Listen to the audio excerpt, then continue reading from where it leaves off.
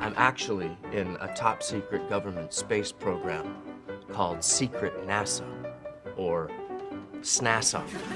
Thanks for talking with us, My Neil. So your CBS sitcom, How I Met Your Mother, is ending after 9 seasons. True that. It must be a swirl of emotions. I just wondered, what is it you're going to miss most, and what is it you're most looking forward to?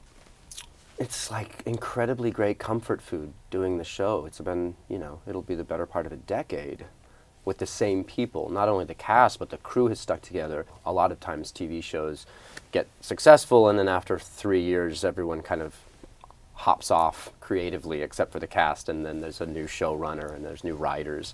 And we really have been this great little unit that have been together for so long. So I think I'll miss the camaraderie and the sort of comfortability. I think it will go down as probably the best job that I will have ever had.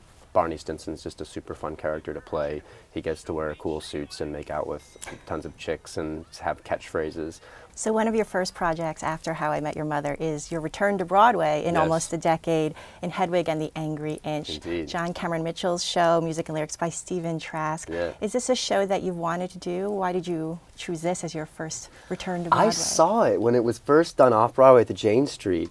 And I'm a big John Cameron Mitchell fan. You know, I've been a fan of his since his musical theater early days. Well, the key art for this show, the fabulous key art, has been released with the glitter, Yeah. maybe a bit of guy liner in there. Oh, yeah. Can you talk about More than a little. Can you talk about your physical transformation into Hedwig? Well, I'm not there yet. I mean, that was interesting doing that art because we had to come up with imagery that spoke to the show. We had to choose something, so we went for like a late in the show, it gets a little more androgynous. We kind of wanted to do that David Bowie, Iggy Poppy kind of post-show, super sweaty. Is it tear? Is it sweat? Is it, you know, glitter, exhaustion? Is it sexy or is it disturbing? Kind of right in the middle of all of that.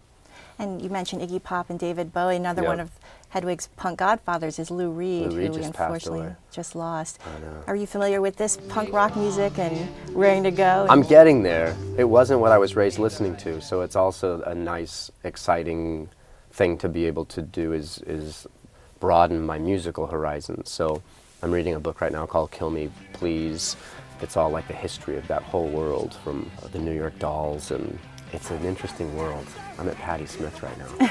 So you directed this great magician show, Nothing to Hide. I have to say, this show is amazing. Nice. We have Derek and Helder, the two magicians. How did you discover them?